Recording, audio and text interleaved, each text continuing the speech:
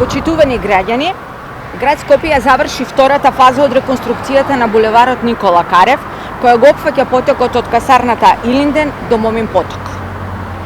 Трасата е во должина од 980 метри, проширена коловозот на 4 ленти, засадено е разделно зеленило, направени се и мешовити пешачко-велосипедски патеки од двете страни. Дополнително е изведена и нова атмосферска канализација, потпорен зид во должина од 690 метри, а поставено и ново лед осветлување од двете страни на булеварот.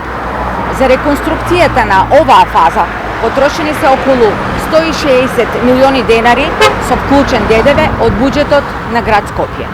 Минатата година, во рамките на првата фаза, беше реконструиран коловозот на потокот од Клучката кај Витпазар до кај касарната Илинден во вкупна должина од 1440 метри, за што пристигнаа исклучително позитивни реакции од страна на граѓаните.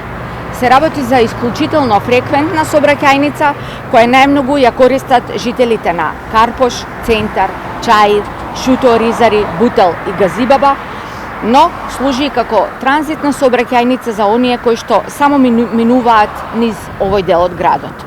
Булеварот Никола Карев ќе се надоврза на новата Клучка кај Момин поток, чија изведба што туку започна, а со незиното завршување значително ќе се намали сообраќајниот метеж во овој дел од градот.